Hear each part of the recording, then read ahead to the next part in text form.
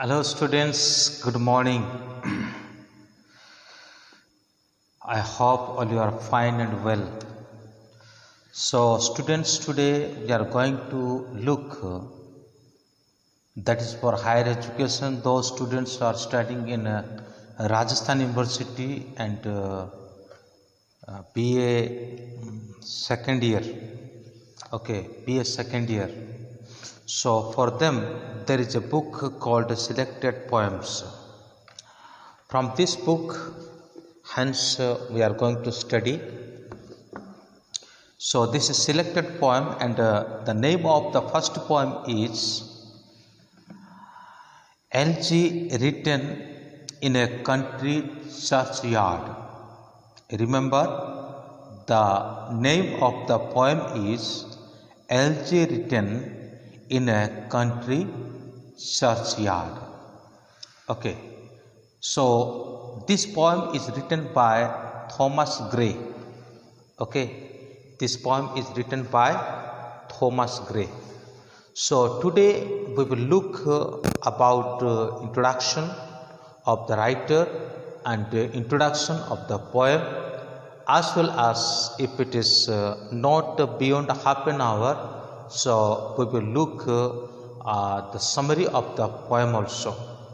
Okay, it may be one part or maybe two parts. That's depend according to the time. So once again I remind you, this video lecture is for those who are studying BA second year, the subject of English language and English literature, and as for the student of Rajasthan University, and I am the lecturer of DCS PG College, and especially I made this video for my students, those who are studying in my college, and I wish if other students wants to watch, they also can watch and they also can get benefit from this lesson. So before entering to the lesson, I would like to tell you, just you don't see only, you don't skip that.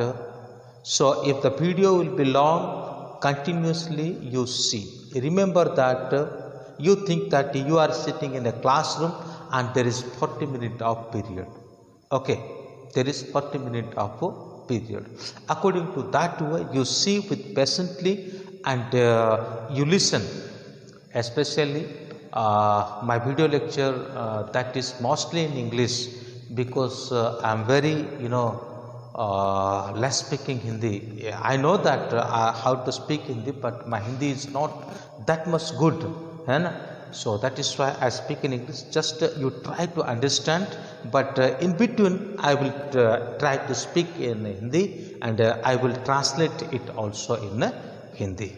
But if there is any grammatical mistake in Hindi, so don't worry about that. But you are the higher learner. You are not a high school student, or you are not a senior secondary student. You are the college student, and now your rank is higher. So that is why I hope you can adjust with me. So don't skip it. Before ending this video, if you want to see more videos, so just put your finger onto the subscribe button and put the bell icon also. If you don't put the bell icon, so you will be not subscribed by me. So that is why you subscribe and also put the bell icon. So let's start. So बच्चों और students और साथियों, आज की इस video lecture जो है मेरा रहेगा राजस्थान यूनिवर्सिटी का जो स्टूडेंट्स है, जो कि BA सेकेंड ईयर में पढ़ते हैं, उनके लिए रहेगा, जो इंग्लिश लिटरेचर का स्टूडेंट्स है। तो आज का टॉपिक है LG written in country churchyard. So first of all I would like to explain you what is churchyard. Churchyards का मतलब आप क्या समझते हैं? एक चर्च होता है जो खास करके क्रिश्चियन लोग जहाँ पे वर्शिप करने के लिए जाते हैं, प्रेयर करने के लिए जाते हैं, उसी को चर्च कहा जाता है। Church is means the Christian people, those are going to pray and those are going to offer their offerings and those are going to meditate in that particular place is called a church. A churchyard means there is a church, at the same time there is a there is a home where the priest is staying. Okay, both are there, and some Catholic church are there, and beside of the church, okay, back side of the church there is a cemetery also. Yani we can say that where the dead people are burying. Okay, so church का मतलब ये होता है कि जो church yard का मतलब ये होता है कि जो चर्च होता है जहाँ पे ईसाई लोग प्रार्थना करने के लिए जाते हैं। चर्च यार्ड में चर्च बिल्डिंग होता है, साथ साथ पादरी का रहने का घर भी वहाँ पे होता है। कहीं चर्च के जो पीछे की तरफ जो है वो कब्रिस्तान भी होता है। तो चर्च यार्ड एक जैसे कि एक बहुत बड़ा कैंपस की तरह होता है। तो चर्च यार्ड के बारे में ये बताते हैं कि चर्च यार्ड में उन्होंने क्या महसूस किया, इसी के बारे में उन्होंने लिखा है। तो हम आगे पढ़ेंगे कि सिमेट्री कैसा होता है, लोगों को बरिंग कैसे किया जाता है, और बरिंग लोग जिसको गाड़े जाते हैं वो कहाँ रहते हैं, वो सब चीज़ों को हम बाद में देखेंगे। We will look that later. So today in this part we are going to see about the author, about the poet.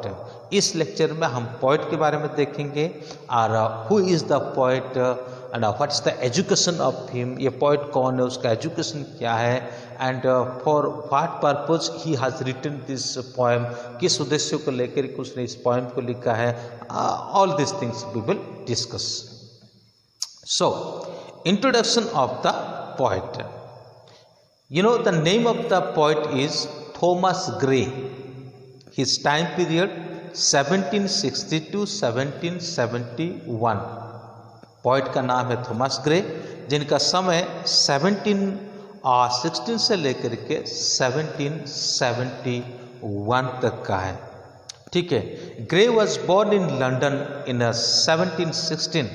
He was sent to Eton for education and thence to Cambridge. ये Thomas Gray का जो जन्म है 1716 को होता है, जो कि लंदन में होता है। फिर उसको हायर एजुकेशन के लिए एटन को भेजा जाता है, फिर उसके साथ साथ बाद में उसको कैम्ब्रिज में भेजा जाता है।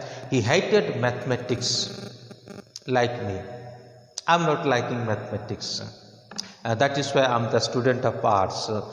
Previous I was not liking English also, but now I am the English teacher और lecturer. So Thomas Gray mathematics को कभी पसंद नहीं करते थे। मेरी तरह मैं कभी मैथमेटिक्स को पसंद नहीं करता था बचपन में, इंग्लिश को भी पसंद नहीं करता था, लेकिन आज जैसा भी है मैं एक इंग्लिश का लेक्चरर हूँ। So Thomas Gray was not liking mathematics, he always hates to mathematics. He was voracious reader. Okay, he was voracious reader and a man of great learning. वो बहुत पढ़ाकू व्यक्ति थे। It doesn't mean that if a person is hating mathematics, that doesn't mean that he has no interest to other subject. If a person is not interested to English, it doesn't mean that he has no interest for other subject. अगर कोई व्यक्ति maths को पसंद करता है तो पसंद नहीं करता है, तो इसका मतलब ये नहीं हुआ कि वो दूसरा सब्जेक्ट को पसंद नहीं करता है। अगर कोई व्यक्ति इंग्लिश को मतलब लाइक नहीं करता तो उसका मतलब ये नहीं हुआ कि उसको दूसरा सब्जेक्ट पढ़ने के प्रति रुचि नहीं है। ऐसा नहीं है। हालांकि वो मैथ्स के प्रति रुचि नहीं रखते थे, लेकिन एक वेरिशियस रीडर थे, यानी बहुत किताब को पढ़ने वाले व्यक्ति थे, अच्छे अच्छे किताबों को पढ़ने वाले व्यक्ति थे, अच्छी अच्छी किताब को पढ़ करके ज्ञान लेने वाले व्यक्ति थे। एक ग्रेट लर्नर थे वो, मतलब एक जिज्ञासु व्यक्ति थे। वो हर बात को जानने के लिए प्रयास करते थे। So that was his special quality and that was his special identify. So यही है उसका स्पेशल क्वालिटी, और साथ ही साथ इसी के द्वारा वो अपनी पहचान को बनाते हैं। He had unwillingly taken law, but after his travel to Italy he gave up law and settled at Cambridge. Okay, Unwillingly. What do you mean unwillingly? Suppose you are not willing to study science, but your parents, they are forcing you to study science. If in your heart or in your mind you are not interested to study science, so you will be failed. Nothing will happen there. Unwilling के हिसाब का मतलब ये हुआ कि यदि आपको science पसंद नहीं है और साइंस के प्रति आपका कोई दिलचस्पी नहीं है, आपको साइंस पढ़ाने के लिए कहा जाता है तो ज़बरदस्ती किया जाता है, तो उससे कोई मतलब नहीं निकलेगा. So it is better you should study or you should be an art student. So according to your quality or according to your ability, you have to choose your subject and you have to choose your course. So unwillingly he studied law, है ना. अनिच्छा से उन्होंने क्या किया, law को ले लिया. बाद में जब इटली गए और उसको उन्होंने छोड़ दिया और कैम्ब्रिज में आकर के क्या हो गए, वो सेटल हो गए. He lived all his life in Peter House and Pembroke College. उन्होंने अपने पूरे जीवन को पीटर हाउस में और पेम्ब्रोक कॉलेज में उन्होंने अतिवाहित कर दिया. He travelled in Wales and Scotland. उन्होंने वेल्स यानी इंग्लैंड का एक दूसरा हिस्सा है, ठीक है, वहाँ पे और स्कॉटलैंड इन जगहों पे उन्होंने क्या किया, मतलब विजिट किया. In 1757 he refused the poet laureateship. He sought the professorship of history at Cambridge in vain in 1762 and he was given the professorship of modern history in 1768 at Cambridge.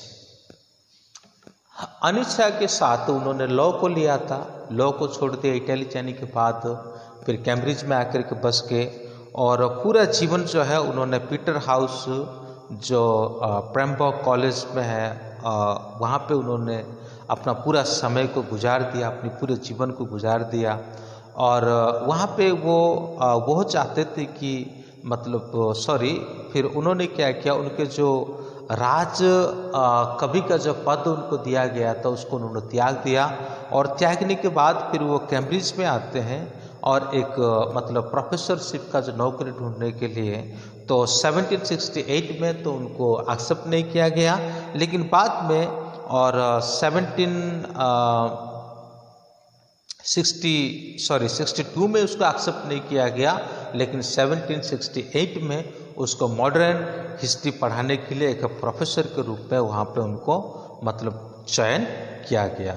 He wrote only a few poems among which we may mention Ode to Spring, Ode and a Distant Prospect of Eton College, The Progress of Poesy, The Bird, The Fatal Sister, etc. Gray died in 1771. उन्होंने कुछ गिने चुने poem को लिखे थे, ज़्यादा poem तो नहीं लिखे थे क्योंकि राजकवि का जो पद था उन्होंने उनको छोड़ दिया और उन्होंने हिस्ट्री का प्रोफेसर के रूप में उन्होंने कार्य किया, उसके प्रति उसको इंटरेस्ट रहा. आज भी मेरा हाल इसी प्रकार है. मैं इंग्लिश यदि भी पढ़ाता हूँ लेकिन हिस्ट्री के प्रति मेरी बहुत इच्छा है ना, लेकिन क्या करूँ, मुझे कोई हिस्ट्री सब्जेक्ट पढ़ाने के लिए देता नहीं और जहाँ भी जाता हूँ मुझे इंग्लिश ही पढ़ाने के लिए मिलता है. So anyway, grey is a reflective poet of 18th century. Whatever he wrote was an excellent quality.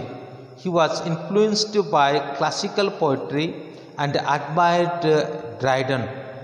ये जो ग्रे है ये 18th century का एक रिफ्लेक्टिव पोएट के रूप में जाने जाते थे और उन्होंने जो भी लिखा है उनका जो लेख है रियली बहुत एक्सीलेंट कलेक्शन है. उनका राइटिंग जो है बहुत एक्सीलेंट कलेक्शन है और साथ ही साथ और उनका लेख में बहुत से गहराई अर्थ मिलते थे। He was born poet who belonged to an age of prose. His love of nature and profound humanity anticipated the age of romance. ये रोमांस एज का पोएट थे, प्रकृति को बहुत प्रेम करने वाले व्यक्ति थे। रोमांटिक पोएम का मतलब ये हुआ कि रोमांटिक एज में जो पोएट आए उनको रोमांटिक एज का पोएट कहा जाता है। तो इंग्लिश लिटरेचर में बहुत से एजेस होता है, जैसे कि काउसरियन एज, चौसर का एज, और जैसे कि हम देख सकते हैं कि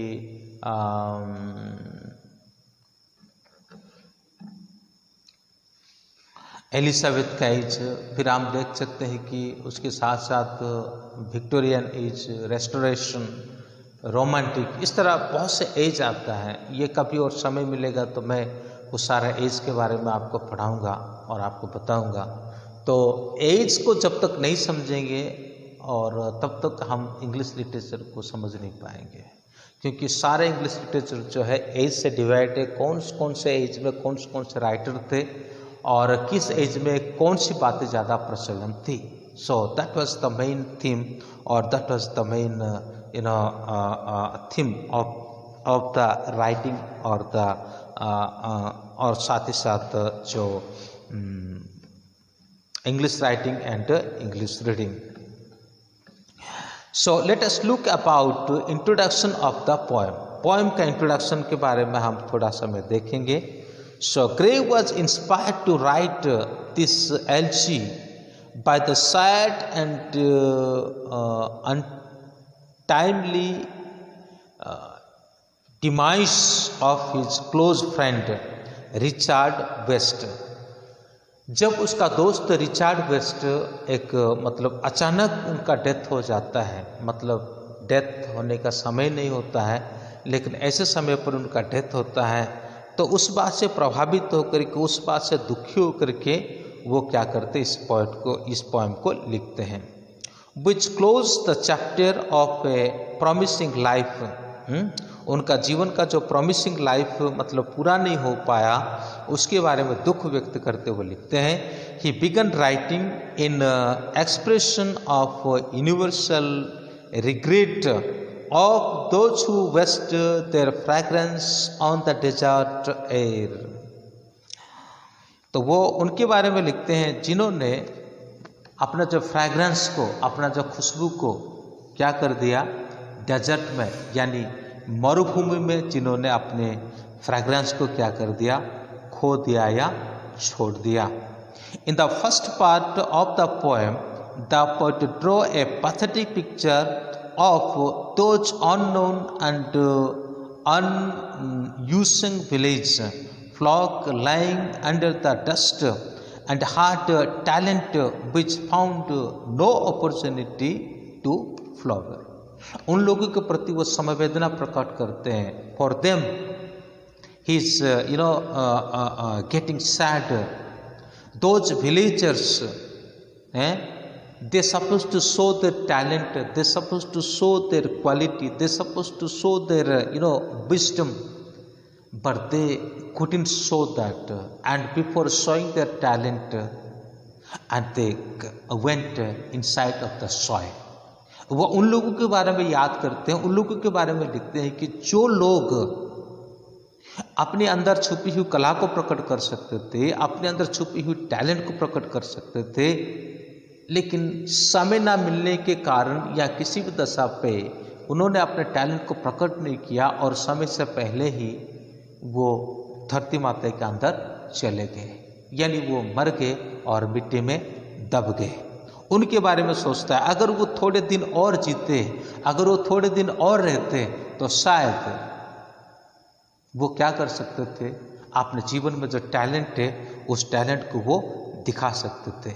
सम among them were to inspired Hampden who had won widespread fame as a leader in the range of Charles one के समय पर जो लोग रह रहे थे, है ना, और जो लोगों के पास बहुत सारे टैलेंट थे, और वो लोग हो सकता है कि उन समय में अपनी क्वालिटी को और अपने टैलेंट को वो दिखा सकते थे, लेकिन वो क्या नहीं कर पाए, और उन्होंने अपने टैलेंट को उन्होंने दिखा नहीं पाए, और दिखाने से पहले ही उनका मृत्यु हो गया।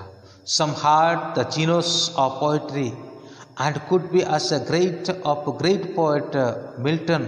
कुछ लोग तो ऐसे भी हो सकते थे कि मिल्टन से भी एक बड़ा पोएट बन सकते थे। Some even had patriotic to Cornwall, or those people remained obscure as they got no opportunities to show their merits. ऐसे बहुत से लोग हैं जिनके पास कला था, जिनके पास टैलेंट था। There were many persons, those who had talents and those who had qualities, but they had no opportunity to show their quality and their talent.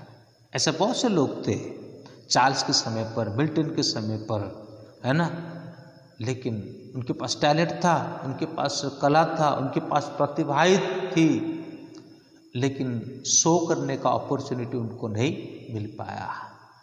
केवल कुछ गिने चुने लोगों को ही शो करने का अपॉर्चुनिटी मिला, और ये लोग क्या हो गए, मिट्टी में दब गए। ये लोग मतलब अब मरे और उनको गाड़ दिया गया। अब उनका लाइफ क्या है, उसका जो टैलेंट है, उसका जो एबिलिटी है, वो सब क्या हो चुका है, मिट्टी में दब के रह गया है। The poet lament these colossal waste of abilities and talent. Poet उन बात को लेकर के दुखी हो रहा है, लेमेंट कर रहा है, विलाप कर रहा है कि जो टैलेंट क्या हो चुका है, मिट्टी में दब गया है। काश वो टैलेंट उभर के आता और लोगों के सामने क्या हो सकता, प्रकट होता, लोगों के सामने वो टैलेंट दिखता। The poet next says that through this people did have no scope for misusing their talent, they no doubt remained obscure, but at the same time they were free from vice and crime to which the evil propensities want to scope kept them away from the greatness as well as evil ways. तो लेकिन उन्होंने ये नहीं दिखाया, तो भी बड़ी सरलता के जीवन जिया हैं, और उन्होंने किसी भी तरह से अपने जीवन में कोई दुष्टता के कार्य को प्रदर्शन नहीं किया हैं, और उनको अच्छे मतलब और समय मिला, नहीं मिल पाया, तो उन्होंने वो समय को क्या नहीं कर पाया, शो नहीं कर पाए, नहीं दिखा पाए। The ends with epitaph on the poet supposed to be written by a villager. The poet wrote this because he wanted to identify himself with the poor and simple villager. ये शायद इस एक गांव के व्यक्ति के द्वारा वो लिखा जा सकता था, लेकिन वो अपने आप को एक सामान्य लोगों के रूप में, एक सामान्य ग्रामीण लोगों के रूप में अपने आप को मतलब प्रकट करना चाहते थे। तो उसी के चलते उनके बिहाल पे, ठीक है ना, उनके बिहाल पे का मतलब जो बेचारे लोग बहुत कुछ दिखा सकते थे अपने talent, those innocent person, those who supposed to show their talent, behalf of them he has written this LG. He has written this LG. He was not showing his identification as a great poet, but he was showing his identification as he is a simple villager. So this is the introduction part of this poem, and the next video lecture we will study about summary of this poem. Remember, this poem is dedicated to poor people, those who are buried under the soil, and especially he remembered to his friend, one who unfortunately died before the time, and that is something his personal experience, and that is something his personal grievedness, and that is something his personal sadness. He remembered to his friends as well as he remembers to the villagers. Thank you. May God bless you. Once again I tell you, don't skip without putting subscribe. Thank you. May God bless you.